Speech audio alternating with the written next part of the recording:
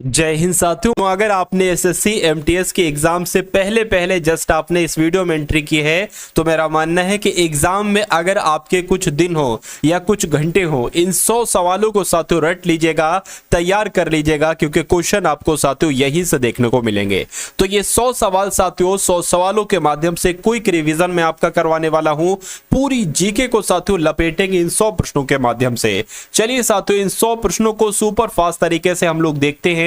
पहला सवाल है कि गेटवे ऑफ इंडिया कहां पर है। अगर सवाल आपसे पूछा जाए तो मुंबई आपको बताना है। गेटवे ऑफ इंडिया कहां पर है? मुंबई में। भारत की राजधानी को किस शहर से दिल्ली ले जाया गया था? यानी कि भारत की राजधानी पहले क्या थी? तो कलकत्ता थी, और कलकत्ता से दिल्ली राजधानी ले जाया गया था। राइट आंसर, जिनका भी ऑप्शन नंबर सी है, मैं कहूंगा बिल्कुल करेक्ट है। नई दिल्ली को देश की राजधानी कब बनाया गया? यानी कि आपको पता है भारत की राजधानी नई दिल्ली है, लेकिन कब बनाई गई? तो 1911 में साथियों नई दिल्ली को राजधानी के रूप में घोषित किया गया। उसके बाद देखिए, बिपिन चंद्र पाल सहित 3 लोकप्रिय स्वतंत्रता सेनानी लाल, बाल, पाल इनके रूप में जाने जाते हैं। उनमें से अन्य दो कौन? देखिए, लाल यानी कि लाला लाजपत राय, बाल यानी कि बाल गंगाधर तिलक, पाल यानी कि बिपिन चंद्र पाल। तो मैं कहूंगा अन्य दो नाम साथियों, देखिए सुभाष चंद्र बोस का जिक्र नहीं है, ठीक है ना, सुभाष चंद्र बोस का जिक्र नहीं है। बाल गंगाधर तिलक और लाला लाजपत राय बिल्कुल साथियों भगत सिंह नहीं होंगे, ये नहीं होंगे, ये नहीं होंगे। तो मैं कहूंगा राइट आंसर आपका जाएगा बी के साथ। अगला सवाल है कि असहयोग और खिलाफत आंदोलन साथियों कब शुरू किया गया? तो 1920 में शुरू किया गया। कब शुरू किया गया? 1920 में शुरू किया गया। आप लोग ध्यान रखेंगे। किसने नेतृत्व किया? महात्मा गांधी जी के द्वारा नेतृत्व किया गया। उसके बाद देखिए, जलियांवाला बाग हत्याकांड किसके विरोध का प्रत्यक्ष परिणाम था? तो किसके विरोध का था साथियों? रॉलेट एक्ट का था, ठीक है ना। रॉलेट एक्ट आपका बिल्कुल सही जवाब हो जाएगा। जलियांवाला बाग नरसंहार ये कब हुआ था? आपसे अगर सवाल पूछा जाए तो आपको बताना है, डेट ध्यान रखेंगे साथियों, 13 अप्रैल 1919 को ही जलियांवाला बाग नरसंहार हुआ था। अगला सवाल है कि भारत का प्रथम वायसराय साथियों कौन था? तो भारत के प्रथम वायसराय की अगर बात करते हैं तो लॉर्ड कैनिंग ही भारत के प्रथम वायसराय थे, जिनका भी आंसर डी है, मैं कहूंगा बिल्कुल करेक्ट है। चलिए भाई, लॉर्ड कैनिंग कौन हो गए? भारत के प्रथम वायसराय हो गए। अगला सवाल देखिए कि ब्रिटिश भारत के किस वायसराय ने भारतीय सांख्यिकी सर्वेक्षण कराया था? तो किसने कराया था साथियों? लॉर्ड मेयो ने कराया था। ये आप लोग ध्यान रखेंगे। सही जवाब आपका ऑप्शन नंबर ए के साथ जाएगा, यानी कि लॉर्ड मेयो के द्वारा ही भारतीय सांख्यिकी सर्वेक्षण कराया गया था। देश का स्वतंत्र देश का दर्जा साथियों कब मिला? मुझे बताइए। देखिए यहां पर दिक्कत पता क्या है, ये बांग्लादेश लिखा हुआ है, तो बांग्लादेश को स्वतंत्र देश का दर्जा साथियों कब मिला? 1971 में मिला। ये आप सभी लोगों को यहां पर मालूम होना चाहिए भाई। बहुत बढ़िया, वेरी गुड क्लास। अगला सवाल है जो कि बहुत इंपॉर्टेंट के, इनमें से कौन सा अनुच्छेद भारतीय संसद को जातियों, उपजातियों एवं जनजातियों की आदि अनुसूचित जातियों की सूची में शामिल करने और उससे बाहर करने की शक्ति प्रदान करता है? मैं कहूंगा अनुच्छेद 341 आपका सही जवाब हो जाएगा, ठीक है ना। नेक्स्ट नंबर का सवाल है कि निम्नलिखित में से भारतीय संविधान का कौन सा अनुच्छेद शोषण के विरुद्ध अधिकार? देखिए आपके पास शोषण के विरुद्ध अधिकार है और आपका ये मौलिक अधिकार है। शोषण क्या होता है? मान लीजिए साथियों, आपको ड्यूटी पर लगाया गया है 8 घंटे बोलकर, लेकिन आपसे काम लिया जा रहा है 10 घंटे का, यानी कि 2 घंटे का आपका साथियों शोषण हो गया। तो इसके खिलाफ जाने का, इसके विरुद्ध जाने का आपके पास अधिकार है। और इस अधिकार का कौन से अनुच्छेद में जिक्र किया गया साथियों? अनुच्छेद 23 में जिक्र किया गया है। ये आप सभी लोगों को यहां पर मालूम होना चाहिए भाई। बहुत बढ़िया, वेरी गुड क्लास। कि भारत के किस राष्ट्रपति को मिसाइल मैन के नाम से जाना जाता है? ये क्वेश्चन साथियों आपके लिए बहुत इंपॉर्टेंट है। तो अगर बात करते हैं डॉक्टर एपीजे अब्दुल कलाम की, डॉक्टर एपीजे अब्दुल कलाम को ही मिसाइल मैन के रूप में जाना जाता है। नेक्स्ट नंबर का सवाल है कि भारत के राष्ट्रपति बनने से पहले इनमें से किसे भारत रत्न पुरस्कार से सम्मानित किया गया था? तो किसे किया गया था साथियों? एस राधा कृष्णन को किया गया था राष्ट्रपति बनने से पहले भारत रत्न पुरस्कार से सम्मानित। चलिए, तो उसके बाद देखिए, भारत के राष्ट्रपति के द्वारा राज्यसभा में कितने सदस्यों को नामित किया जाता है? तो मैं कहूंगा कितने सदस्यों को साथियों? 12 सदस्यों को किया जाता है। अगला सवाल है कि भारत के प्रथम और एकमात्र कार्यकारी प्रधानमंत्री कौन थे? यानी कि एक्टिंग प्रधानमंत्री की जब बात आती है तो गुलजारी लाल नंदा का नाम आता है। तो भारत के पहले और एकमात्र कार्यकारी प्रधानमंत्री कौन हुए थे? तो गुलजारी लाल नंदा हुए थे। अनुच्छेद 78 के अंतर्गत मंत्रिपरिषद के सभी निर्णयों के बारे में इनमें से कौन राष्ट्रपति को सूचित करते हैं तो कौन करते हैं? प्रधानमंत्री करते हैं। यानी कि अनुच्छेद 78 में क्या लिखा हुआ है कि मंत्रिपरिषद के जितने भी निर्णय हैं सभी के बारे में प्रधानमंत्री राष्ट्रपति को सूचित करेंगे। उसके बाद देखिए भारत का राष्ट्रीय गीत साथियों किसने लिखा था बताइए। तो भारत का राष्ट्रीय गीत तो साथियों किसने लिखा था? बंकिम चंद्र चटर्जी के द्वारा लिखा गया था। यह आपका बिल्कुल सही जवाब है। इनमें से कौन सा जीव भारत का राष्ट्रीय जल जीव है? तो भारत का राष्ट्रीय जल जीव साथियों कौन सा है? तो गंगा नदी की जो डॉल्फिन मछली है ना, यही भारत का एक तरीके से साथियों राष्ट्रीय जीव कहलाया जाता है। आंसर जिनका भी ऑप्शन नंबर सी मैं कहूंगा बिल्कुल करेक्ट है। साथियों अगर आपने अभी तक इस वीडियो को लाइक नहीं किया तो मैं कहूंगा वीडियो को लाइक कर दीजिए, और अगर चैनल पर आप लोग नए हैं और अभी तक आपने चैनल को सब्सक्राइब, ठीक है ना, क्योंकि इस कंटेंट की अगर बात करें, ये कंटेंट ऐसा कंटेंट है जो कहीं आपको नहीं मिलेगा और परीक्षा में आपसे पूछा जा रहा है। तो साथियों चैनल को सब्सक्राइब कर लीजिएगा, बेल आइकन पर भी क्लिक कर लीजिएगा। अब इसकी बात करें, कह रहे कि किस वर्ष में भारतीय ध्वज कोड प्रभावी हुआ बताइए। सवाल अगर आपसे पूछ लेना तो हजारों हजार बच्चा इसको छोड़कर चला आएगा। आसान सा सवाल है लेकिन छोड़कर चला आएगा। तो 2002 में भारतीय ध्वज कोड को प्रभावित किया गया। उसके बाद देखिए भारत की राष्ट्रीय प्रतिज्ञा के रचयिता कौन है? तो भारत की राष्ट्रीय प्रतिज्ञा के रचयिता कौन है साथियों? इनका नाम है पिडिमारी वेंकट सुब्बा राव। क्या? पिडिमारी वेंकट सुब्बा राव ही भारत की राष्ट्रीय प्रतिज्ञा के रचयिता है। चलिए भाई, उसके बाद देखिए राष्ट्रीय विकास परिषद की स्थापना कब की गई थी? तो कब की गई थी? 1952 में की गई थी। आप सभी लोगों को मालूम होना चाहिए। आंसर यहां पर जिनका ऑप्शन नंबर सी है मैं कहूंगा बिल्कुल करेक्ट है। आकाश गंगा यानी कि मिल्की वे का आकार कैसा है? तो सर्पिला आकार है इसका। क्या इसका आकार कैसा है साथियों? सर्पिले आकार की है ये आकाश गंगा यानी कि मिल्की वे। उसके बाद देखिए ग्रहों के ग्रह पथों का सामान्य आकार क्या होता है? तो साथियों क्या होता है अगर सवाल आपसे पूछा जाए तो अंडाकार आपको बताना है। क्या आपको बताना है?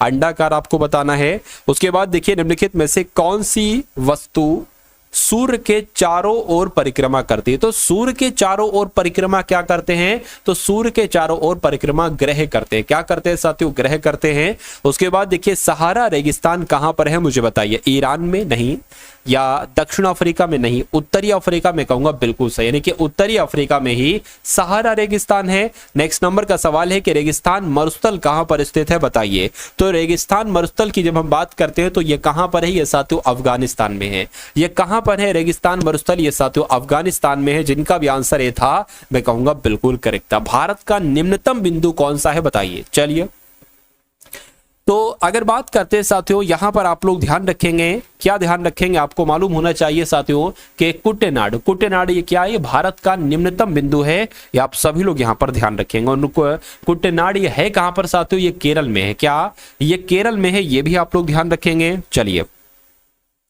उसके बाद देखिए भारत का सबसे बड़ा नाभिकीय शक्ति केंद्र कहां पर है? तो मैं कहूंगा साथियों ये तारापुर में है। कहां पर है भाई साहब? ये तारापुर में है। ये आप सभी लोगों को मालूम होना चाहिए। उसके बाद देखिए अगला सवाल है कि न्यूक्लियर फ्यूल कॉम्प्लेक्स ये कहां पर है बताइए। तो न्यूक्लियर फ्यूल कॉम्प्लेक्स कहां पर है? हैदराबाद में है। अगर आपसे सवाल एग्जाम में आपसे पूछा जाए तो हैदराबाद आपको बता देना है। क्या आपको बता देना है साथियों? हैदराबाद आपको बता देना है। साथियों हमारी ऐसी भी वीडियो आती हैं जो मॉडल पेपर पर आधारित होती हैं, यानी कि एक पूरा मॉडल पेपर आपके लिए आपको समर्पित। डेली मैं कोशिश करता हूं कि एक मॉडल पेपर तो डाल ही दूं। उस मॉडल पेपर में साथियों सबसे पहले जीएस प्लस करंट अफेयर के कितने सवाल होते हैं? 25 क्वेश्चन होते हैं। उसके अलावा साथियों इंग्लिश के कितने क्वेश्चन होते हैं? 25 क्वेश्चन होते हैं। और अगर बात करें रीजनिंग के क्वेश्चन होते हैं, मैथ के क्वेश्चन होते हैं। तो ये वाली क्लास भी आप लोग साथियों जरूर देखा करिए। तो गोमती नहर सब जानते हैं साथियों किस शहर के किनारे है? लखनऊ शहर के किनारे है। जैसे ही क्वेश्चन दिखा तुरंत साथियों जवाब आ गया। और जवाब भी कौन से ऑप्शन में? ऑप्शन नंबर ए में। अगला सवाल है कि जबलपुर की अगर बात करिए किस नदी के तट पर है? तो जबलपुर की अगर बात करिए नर्मदा नदी के तट पर है। कौन सी नदी के तट पर है? नर्मदा नदी के तट पर है। विजयवाड़ा किस नदी के तट पर स्थित है बताइए। तो विजयवाड़ा की अगर बात करें साथियों कृष्णा नदी के तट पर स्थित है। जिनका भी आंसर यहां पर है ऑप्शन नंबर बी के साथ मैं कहूंगा बिल्कुल करेक्ट है। चलिए, उसके बाद देखिए अगला सवाल है कि मुद्रा निर्गत करने के लिए भारतीय रिजर्व बैंक के द्वारा कौन सी व्यवस्था अपनाई गई है? तो कौन सी व्यवस्था अपनाई गई है? न्यूनतम भंडारण प्रणाली वाली व्यवस्था अपनाई गई है, ये आप लोग ध्यान रखेंगे। उसके बाद देखिए निम्नलिखित बैंकों में से कौन सा एक राष्ट्रीयकृत बैंक है? तो कौन सा एक राष्ट्रीयकृत बैंक है? देखिए बैंक ऑफ बड़ौदा भी राष्ट्रीयकृत बैंक है, देना बैंक भी है, इलाहाबाद बैंक भी है, यानी कि आपका right answer option number D के साथ जाएगा। उसके बाद देखिए प्रधानमंत्री नरेंद्र मोदी के द्वारा विमुद्रीकरण यानी कि डेमोनेटाइजेशन यानी कि नोटबंदी, तो नोटबंदी की घोषणा कब की गई थी? यह डेट तो आपको मालूम होना चाहिए, तो 2016 का वर्ष था, ये आप सभी जानते हैं, लेकिन डेट क्या थी साथियों? 8 नवंबर थी, यानी कि 8 नवंबर 2016 को विमुद्रीकरण हुआ था, नोटबंदी हुई थी। निम्नलिखित में से कौन सा मानव गतिविधियों एवं सभ्यता के प्राक ऐतिहासिक काल का सही कालक्रम है? तो आपको कालक्रम बताना है साथियों। देखिए क्या सबसे पहले पुरा पाषाण काल आया था, या धातु युग आया था, या देखिए नव पाषाण काल तो नहीं आया था, मध्य भी नहीं आया था और धातु भी नहीं आया था। पहले तो पुरा पाषाण काल आया, उसके बाद मध्य पाषाण काल और उसके बाद नव पाषाण काल। तो मैं कहूंगा कि इस सवाल का जवाब आपका जो जाएगा वो किस ऑप्शन के साथ जाएगा? वो ऑप्शन नंबर ए के साथ जाएगा। अगला सवाल है कि पुरातात्विक स्थल सुतकोटदा, कहीं कहीं पर सुतकोटदा भी लिखा होता है, कहीं कहीं पर सुरकोटड़ा भी लिखा होता है, तो ये किस राज्य में है? तो मुझे बताइए साथियों ये किस राज्य में है? ये गुजरात में। एक गुजरात का धौलावीरा बहुत इंपॉर्टेंट है। क्या धौलावीरा कहां पर स्थल है? तो ये भी गुजरात में। और सुरकोटड़ा कहां पर है? तो सुरकोटड़ा भी साथियों कहां पर है? आप लोग ध्यान रखेंगे गुजरात में। गुजरात में उसके अलावा साथियों लोथल भी ये बहुत पूछा जाता है, लोथल कहां पर है? लोथल भी साथियों यहीं पर है, ठीक है ना। चलिए खैर अगला सवाल देखिए आपकी स्क्रीन पर है कि निम्नलिखित में से कौन सा स्थल सिंधु घाटी सभ्यता का हिस्सा नहीं है? देखिए अगर बात करें मोहनजोदड़ो भी ये सिंधु घाटी सभ्यता का हिस्सा है, हड़प्पा भी है, लोथल भी है, लेकिन उरुक नहीं है। अब नहीं है साथियों उरुक, तो मैं कहूंगा उरुक आपका सही जवाब हो जाएगा। अच्छा उरुक भी एक सभ्यता का शहर था, सुमेरियन सभ्यता का, तो ये साथियों सुमेरियन सभ्यता का एक शहर था। उसके बाद देखिए प्रसिद्ध सिंधु घाटी स्थल मोहनजोदड़ो की पहली बार खुदाई किस भारतीय पुरातत्वविद के द्वारा की गई थी? देखिए अगर बात करें मोहनजोदड़ो को क्या कहा जाता है? तो मृतकों का टेला। इसकी पहली बार खुदाई जो की गई थी वो साथियों आर.डी. बनर्जी के द्वारा की गई थी। किसके द्वारा? आर.डी. बनर्जी के द्वारा की गई थी। आप लोग ध्यान रखिए, यानी कि राखाल दास बनर्जी के द्वारा की गई थी। खुदाई के दौरान हड़प्पा शहर मिला 1920-21 के आसपास किस नदी के किनारे? अच्छा यहां पर अगर बात करें 1900 पहले ये है 1920-21 के आसपास किस नदी के किनारे खुदाई के दौरान हड़प्पा शहर मिला था? तो मैं कहूंगा साथियों रावी नदी के किनारे मिला था। यह आपका क्या होगा? बिल्कुल करेक्ट आंसर होगा। गौतम बुद्ध का जन्म साथियों कहां पर हुआ था? तो लुम्बिनी में इनका जन्म हुआ था, यह भी आपको ध्यान रखना है। निम्नलिखित में से कौन सा एक प्राचीन बौद्ध ग्रंथ है? तो इनमें से अगर बात करें प्राचीन बौद्ध ग्रंथ कौन सा है साथियों? विष्णु पुराण है, या रघुवंशम है, ऋतु संगारे, या अभिधर्मकोश है? तो मैं कहूंगा अभिधर्मकोश है, यानी कि आपका राइट आंसर जो जाएगा वो ऑप्शन नंबर डी के साथ जाएगा। विनय पिटक, सुत्त पिटक, इनमें से किसकी शिक्षाओं के संकलन है? तो ये तो गौतम बुद्ध के साथ गौतम बुद्ध से संबंधित है, विनय पिटक, सुत्त पिटक, अभिधम्म पिटक। तो मैं कहूंगा आपका राइट आंसर अगर है ऑप्शन नंबर ए तो बिल्कुल करेक्ट है। साथियों पूरे 100 सवालों को आप लोग देखिएगा, कितने सवालों को? पूरे 100 सवालों में साथियों मैंने जीके का निचोड़ लिया और अंत में हम लोग करंट अफेयर के सवाल भी देखेंगे, क्योंकि ये क्लास आपके साथियों लगभग हर दूसरे दिन आप लोग देखते हैं, ठीक है ना। क्योंकि एक दिन तकरीबन अगर बात करें पीपीटी को तैयार करवाने में, क्वेश्चन की श्रृंखला को तैयार करने में बहुत समय जाता है, क्योंकि आपके जो संभावित प्रश्न हो सकते हैं, एक्सपेक्टेड जो आपके आने की पूरी संभावना है, उनको तैयार करने में साथ उनको खोजने में बहुत समय लग जाता है। तो मेरा मानना है कि इन सभी क्लासेस को आप देखेंगे और बहुत आराम से अपने एग्जाम को क्लियर करेंगे। देखिए बुद्ध चरितम नामक जो महाकाव्य है ये किसके द्वारा लिखा गया था? तो ये साथियों अश्वघोष का, ये किसका है? ये अश्वघोष का है, यानी कि ये अश्वघोष के द्वारा लिखा गया था। उसके बाद देखिए गौतम बुद्ध की मां का नाम क्या था? तो इनकी मां का नाम पता क्या था? माया था। क्या गौतम बुद्ध की मां का नाम क्या था साथियों? माया था। बौद्ध ग्रंथों का अध्ययन करने के लिए विजयवाड़ा में कौन सा चीनी विद्वान रहा? तो कौन रहा साथियों? आप लोग इनका नाम ध्यान रखेंगे, जुआन जांग इनका नाम था। और बौद्ध ग्रंथों का अध्ययन करने के लिए विजयवाड़ा में ये चीन का साथियों विद्वान था, ये रोका था जुआन जांग। अगला सवाल है त्रिपिटक पवित्र धर्म ग्रंथ कौन से धर्म से संबंधित है? तो मैं कहूंगा ये तो बौद्ध धर्म से संबंधित साथियों जो त्रिपिटक है ना, जो सुत्त पिटक, अभिधम्म पिटक और विनय पिटक, ये बौद्ध धर्म से संबंधित हैं। स्तूप क्यों बनाए जाते हैं मुझे बताइए। तो स्तूप की अगर बात करें पवित्र स्मृति चिन्ह रखने के लिए, धार्मिक सभाएं करने के लिए, अभी तो नई धार्मिक सभाएं होती हैं स्तूपों में, बुद्ध की पूजा करने के लिए, बौद्ध ग्रंथ रखने के लिए। तो मैं कहूंगा पवित्र स्मृति चिन्ह रखने के लिए ही स्तूप बनाए गए थे। ये आपका क्या होगा साथियों, ये आपका बिल्कुल करेक्ट आंसर हो जाता है भाई। बहुत बढ़िया, वेरी गुड क्लास। ओडिशा में कोणार्क का सूर्य मंदिर किसने बनवाया था? तो साथियों किसके द्वारा बनवाया गया था? नरसिंह प्रथम के द्वारा बनवाया गया था। ये आप लोग ध्यान रखेंगे कि जो ओडिशा में कोणार्क का सूर्य मंदिर है, इसका निर्माण किसने किया था? नरसिंह प्रथम ने किया था। उसके बाद देखिए अगला सवाल है कि ओडिशा के सूर्यवंशी शासकों ने किसकी उपाधि धारण की थी? तो अगर आपसे ये सवाल पूछा जाए तो गजपति आपको बताना है। क्या आपको बताना है कि ओडिशा के जो सूर्यवंशी शासक थे, इन्होंने गजपति की उपाधि धारण की थी। नेक्स्ट नंबर का सवाल है कि इनमें से कौन सबसे कम आयु में भारतीय राष्ट्रीय कांग्रेस का अध्यक्ष बनने वाला व्यक्ति था? तो यहां पर एपीजे अब्दुल कलाम साहब की अगर बात करते हैं तो ये एक ऐसे व्यक्ति थे जो सबसे कम उम्र में भारतीय राष्ट्रीय कांग्रेस के अध्यक्ष बने थे। आंसर यहां पर जिनका भी है ऑप्शन नंबर बी के साथ मैं कहूंगा बिल्कुल करेक्ट है। नेक्स्ट नंबर का सवाल है कि भारतीय सुधार समिति की स्थापना किसने की थी? तो दादा भाई नौरोजी के द्वारा ही भारतीय सुधार समिति की स्थापना की गई थी। सही जवाब आपका जाएगा ऑप्शन नंबर ए के साथ। साथियों पूरे 100 सवाल देखिएगा, कितने? पूरे 100 सवाल। और जीके का ऐसा कोई भी टॉपिक नहीं साथियों जहां से क्वेश्चन ना लिया गया, यानी कि सभी टॉपिक को कवर करते हुए चल रही है आपकी ये क्लास। उसके बाद देखिए निम्नलिखित में से कौन उग्रपंथी नेता नहीं थे? तो कौन उग्रपंथी नेता थे? देखिए बाल गंगाधर तिलक ये उग्रपंथी नेता थे, लाला लाजपत राय उग्रपंथी नेता थे, बिपिन चंद्रपाल उग्रपंथी नेता थे, लेकिन गोपाल कृष्ण गोखले उग्रपंथी नेता नहीं थे। यह सवाल डिक्टो आपसे पूछा जाता है, इनका नाम दिया जाएगा, तीनों का नाम, और यहां पर किसी और का नाम भी दिया जा सकता है, ठीक है ना। नेक्स्ट नंबर का सवाल है कि बंग भंग के बाद कौन सा आंदोलन शुरू हुआ था? तो बंगाल भी अगर बात करते हैं तो बंग भंग के बाद साथियों, बंगाल विभाजन के बाद स्वदेशी आंदोलन को शुरू किया गया था। ये आप लोग ध्यान रखेंगे। सही जवाब आपका अगर है ऑप्शन नंबर बी के साथ, मैं कहूंगा बिल्कुल करेक्ट है। अगला सवाल है कि स्वदेशी आंदोलन के दौरान किसकी अध्यक्षता में कोलकाता में एक नेशनल कॉलेज की शुरुआत की गई थी? बताइए। तो किसकी अध्यक्षता में साथियों? अरविंद घोष की अध्यक्षता में। यानी कि स्वदेशी आंदोलन के दौरान अरविंद घोष की अध्यक्षता में कोलकाता में एक नेशनल कॉलेज की स्थापना की गई थी। आप लोग ध्यान रखेंगे। उसके बाद देखिए अगला सवाल है कि स्वदेशी और बहिष्कार पहली बार किस घटना के दौरान संघर्ष की विधि के रूप में अपनाए गए थे?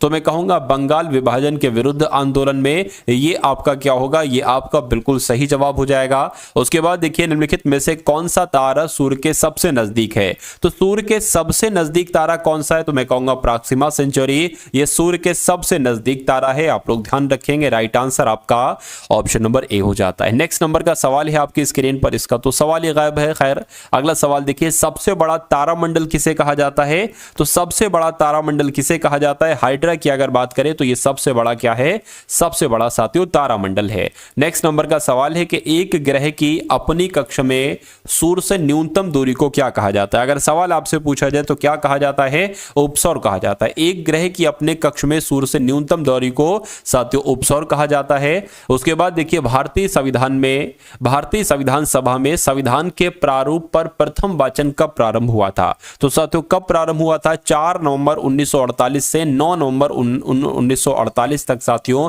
रहा था। ये आप सभी लोग यहां पर याद रखेंगे। उसके बाद देखिए भारतीय संविधान पूर्ण रूप से कब तैयार हुआ? तो भारतीय संविधान पूर्ण रूप से साथियों 26 नवंबर 1949 को साथियों तैयार हुआ। ये आप लोग ध्यान रखें। क्वेश्चन बहुत इंपॉर्टेंट है। क्या क्वेश्चन की अगर बात करें का साथियों, क्वेश्चन बहुत इंपॉर्टेंट है। चलिए उसके बाद देखिए अगला सवाल है कि भारतीय संविधान सभा की अंतिम बैठक जो हुई थी, अंतिम बैठक साथियों का हुई तो 2 दिन पहले, यानी कि 26 जनवरी से 2 दिन पहले 24 जनवरी 1950 को संविधान सभा की अंतिम बैठक हुई थी। ये सवाल कई बार मैंने देखा है कि एग्जामिनर पूछते हैं ये सवाल। भारतीय संविधान को कितने भागों में विभाजित किया गया है? तो कितने भागों में विभाजित किया गया है साथियों? आप लोग ध्यान रखेंगे 25 भागों में विभाजित किया गया है। राइट आंसर आपका बी के साथ जाएगा। संविधान संशोधन की प्रक्रिया भारतीय संविधान के किस भाग में है साथियों? तो किस भाग में है? यानी कि यह सवाल सवाल अगर आपसे पूछा जाए तो आप लोग ध्यान रखेंगे भाग 20, क्या संविधान संशोधन की प्रक्रिया संविधान के भाग 20 के अंदर है। नेक्स्ट नंबर का सवाल है कि भारतीय नागरिकों के मौलिक कर्तव्यों या मूल कर्तव्यों का विवरण ये कौन से भाग में है। तो अगर बात करते हैं साथियों देखिए 4A की, क्या भाग 4A में किसका जिक्र किया गया है, मौलिक कर्तव्यों का जिक्र किया गया है। यह आप सभी लोगों को भी मालूम होना चाहिए। भारत के प्रधानमंत्री के रूप में इनमें से किसका कार्यकाल सबसे कम रहा, तो सबसे कम किसका कार्यकाल रहा साथियों, चौधरी चरण सिंह का कार्यकाल इनमें से सबसे कम रहा। तो इस प्रकार आपका राइट आंसर जो जाएगा वो ऑप्शन नंबर बी के साथ जाएगा। अब अगला सवाल है आपकी स्क्रीन पर कि भारत का प्रधानमंत्री किसके प्रति उत्तरदायी होते हैं। तो ये तो साथियों लोकसभा के प्रति उत्तरदायी होते हैं, ठीक है ना। भारत के जो प्रधानमंत्री होते हैं ये लोकसभा के प्रति उत्तरदायी होते हैं। सही जवाब आपका ऑप्शन नंबर ए हो जाता है। उसके बाद देखिए केंद्र की मंत्रिपरिषद में कितने मंत्रियों को शामिल किया जा सकता है। तो केंद्र की मंत्रिपरिषद में साथियों लोकसभा के कुल सदस्यों के 15%, क्या लोकसभा में जितने भी सदस्य हैं उसका 15% को शामिल किया जा सकता है साथियों मंत्रिपरिषद में। यह आपका बिल्कुल सही जवाब हो जाएगा। यह सवाल पूछने के बहुत ज्यादा चांसेस हैं। नेक्स्ट नंबर का सवाल है कि भारत में केंद्रीय मंत्री पद की शपथ से संबंधित प्रावधान साथियों कौन सी अनुसूची में है, बताइए। तो यहां पर आप लोग ध्यान रखेंगे तीसरी अनुसूची, क्या तीसरी अनुसूची में साथियों शपथ की बात की गई। जो भी केंद्रीय मंत्री पद पर होंगे ना उनको जो शपथ दिलाई जाएगी इस बात का जिक्र जो किया गया है वो तीसरी अनुसूची में किया गया है।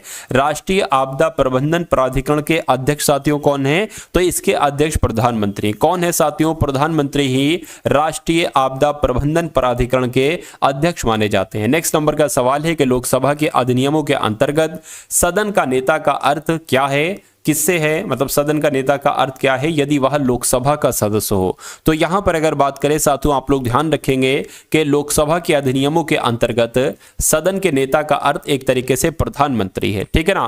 प्रधानमंत्री से यदि वो लोकसभा का सदस्य हो तो मैं कहूंगा कि इस सवाल का जवाब आपका किस ऑप्शन के साथ जाएगा, ऑप्शन नंबर डी के साथ जाएगा। भारत के संविधान के किस अनुच्छेद में यह वर्णित है कि एक मंत्रिपरिषद होगी जिसका प्रमुख प्रधानमंत्री होगा। तो यह साथियों कहां पर की गई है, अनुच्छेद 74 के 1 में यह बात कही गई है। क्या बात कही गई है कि साथियों एक मंत्रिपरिषद होगी जिसका प्रमुख कौन होगा, प्रधानमंत्री होगा। यह कौन से अनुच्छेद में बात कही गई है, अनुच्छेद 74 के 1 में बात कही गई है, यह आप लोग ध्यान रखेंगे। उसके बाद देखिए अगला सवाल है कि केंद्रीय खनन अनुसंधान केंद्र यह कहां पर स्थित है। तो यह साथियों कहां पर स्थित है, यह धनबाद में स्थित है, ठीक है ना। जो केंद्रीय खनन अनुसंधान केंद्र है यह कहां पर स्थित है, यह धनबाद में स्थित है। आंसर आपका जाएगा सी के साथ। नेक्स्ट नंबर का सवाल है आपकी स्क्रीन पर कि केंद्रीय खाद्य प्रौद्योगिकी संस्थान अनुसंधान संस्थान ये कहां पर स्थित है। तो ये साथियों मैसूर में स्थित है, ये भी आप लोग ध्यान रखेंगे। तो आपका सही जवाब किस ऑप्शन के साथ जाएगा, ऑप्शन नंबर सी के साथ जाएगा। अगला सवाल है कि भारतीय हीरा अनुसंधान केंद्र साथियों ये कहां पर है।